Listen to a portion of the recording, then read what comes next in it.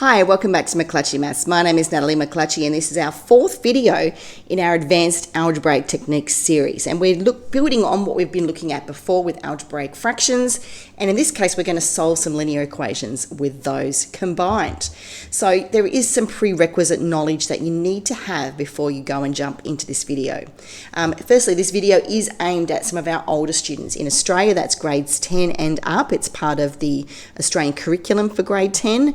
And if you're in the UK, then that would be part of Key Stage 4. So we're looking at more of our older students looking at this. Now, you need to have some prerequisite skills that you are good at and proficient at before you jump into this video. So jump back to our basic algebra series. If you're not good with solving the linear equations, you want to make sure you can solve 1- and 2-step equations first, and also equations with brackets and very basic fractions before you jump into this video today.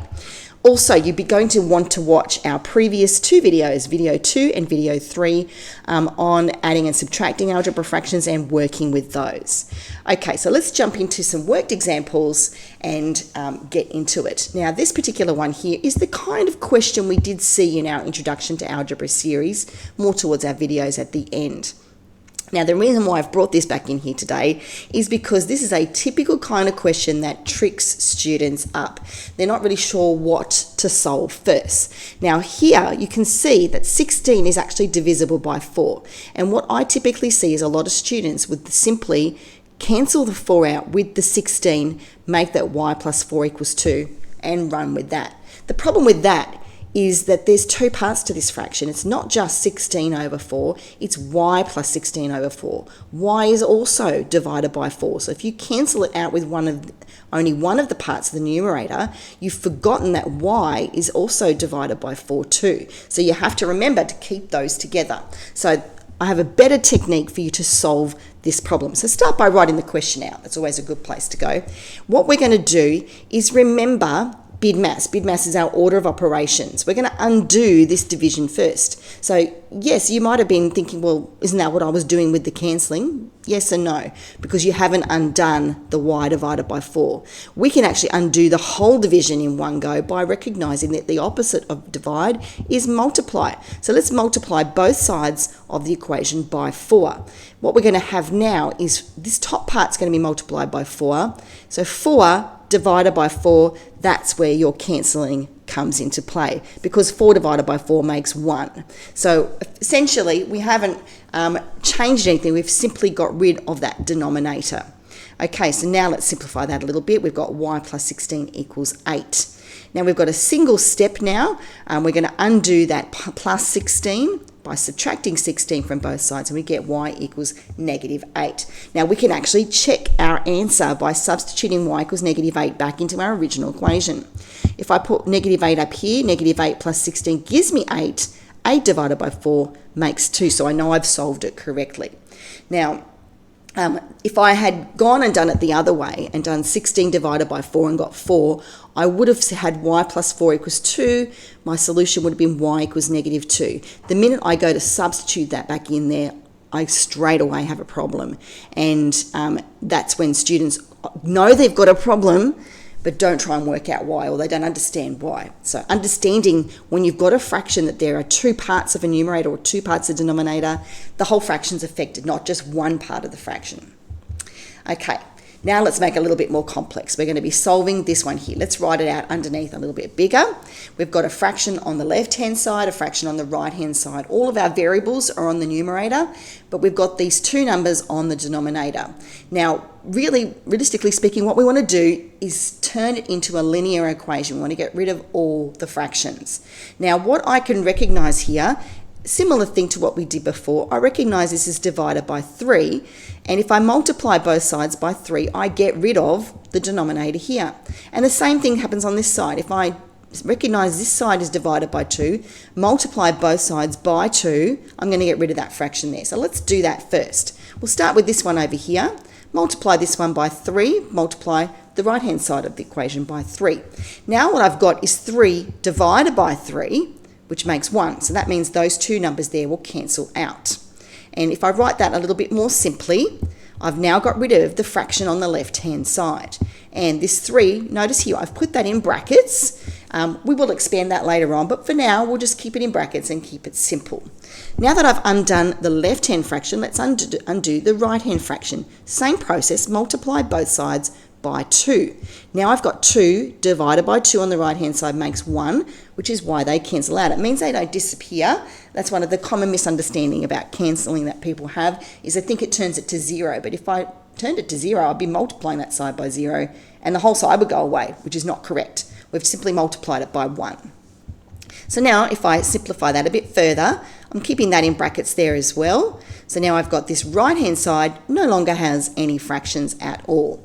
Now, this is a technique called cross multiplication, because what I've done is I've multiplied, you'll notice this 3 over here has now jumped over to the right-hand side, and this 2 over here has jumped to the left-hand side. They've crossed over. So now I've got the 2 over here and the 3 over there.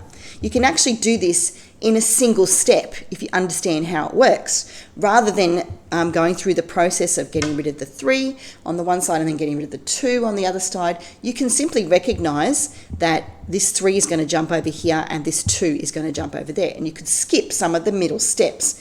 However, I wouldn't recommend doing that until you have a clear understanding of what it is you're doing.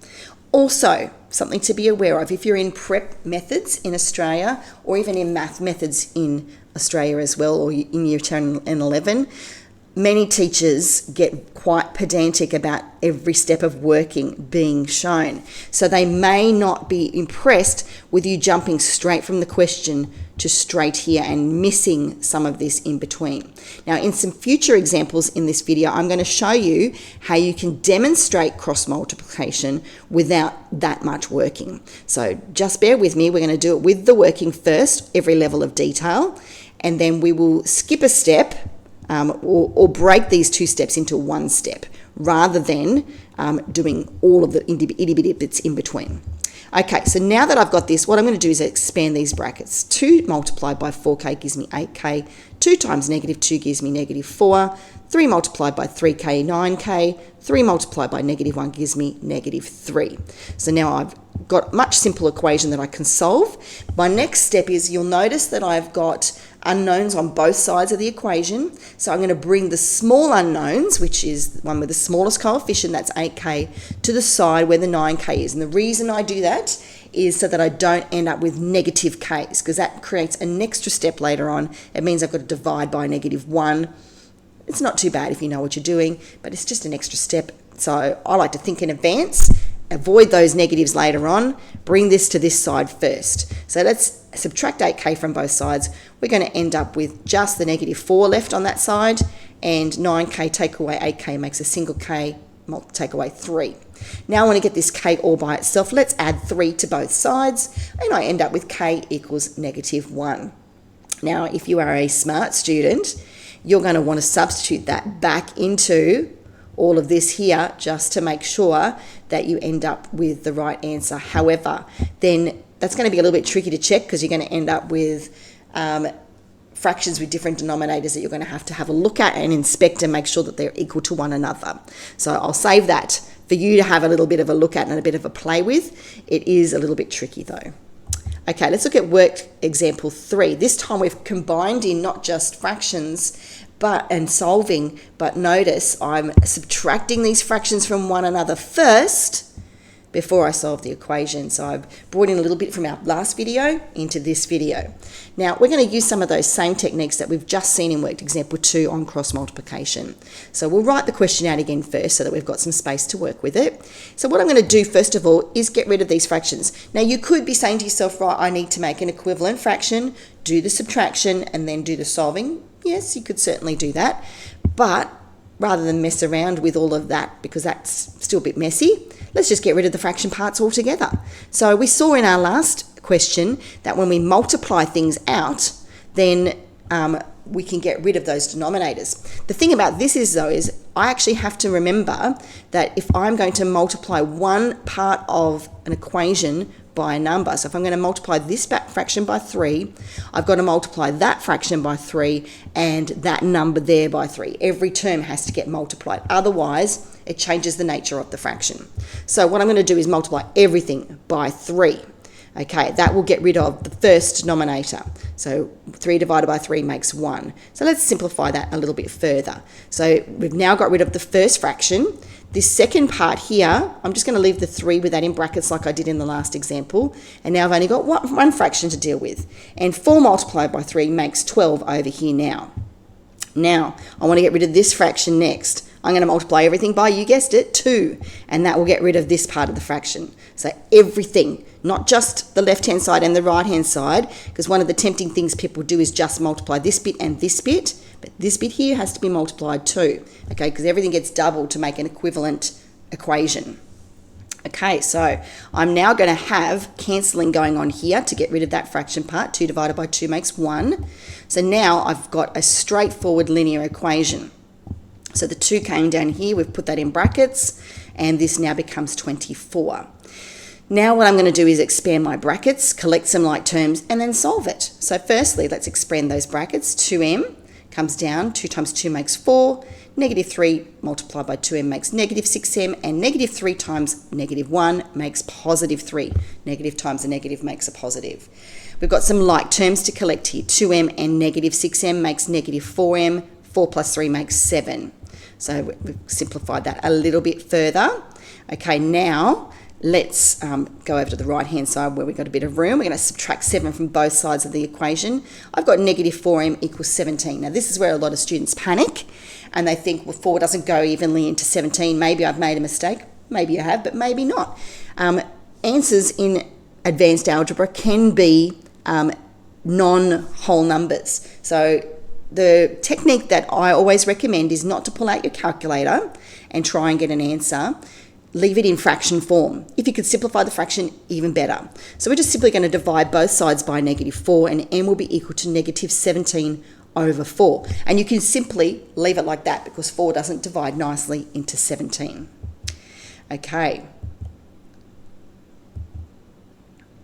Our next example. Similar sorts of things going on here. Instead of adding 2 fractions, we're going to take away fractions. Now, the reason why I've brought this one here is to show you how you can skip those cross-multiplying steps. Now, you'll notice last time what we did was we times everything by 5, and then we times everything by 3, and then we simplified. What we can do instead of doing that is look for the lowest common denominator for both of these. It's a bit like changing them into fractions with the same denominator. 5 multiplied by 3 is 15. So if I start out, rather than timesing by 5, simplifying, timesing by 3, simplifying, if we start out by just timesing everything by 15, we'll get there in one less step. So that's what we're going to do in this worked example. So I'm going to start by multiplying everything by 15. So what I've got now is 15 divided by 5 means this is going to have a 3 out the front.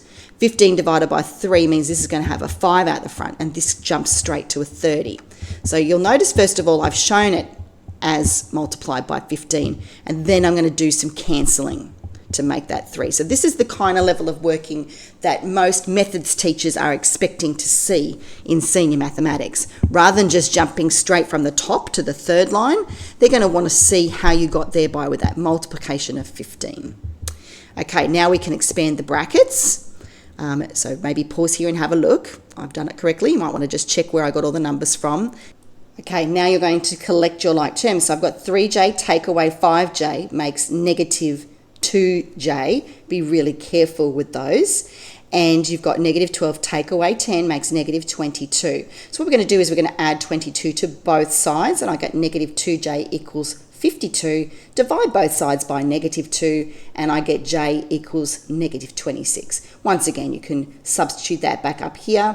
It's a bit tedious though, that's why I'm not doing it in the video. It takes up too much time. But did you find our video helpful today? I sure hope you did, and here's some ways that you can engage with me further. Firstly, you can like and subscribe to the channel, hit that notification bell so you'll always know when the next video is available. And you could also tell someone about the video. So different ways you could do that. You could share the video using the arrow button. You could also, if you're a teacher, put that on your OneNote. You could also tell us in the comments. Love to hear from you and engage with you there. You can also follow us on Facebook and Instagram. We have a lot of extra bits that are on there from time to time, sometimes competitions, tips, tricks and memes. And if you've got any questions at all, best place is mcclutchymaths@yahoo.com. Well, thank you so much for watching today. I'm Natalie McClutchy. Have a wonderful day.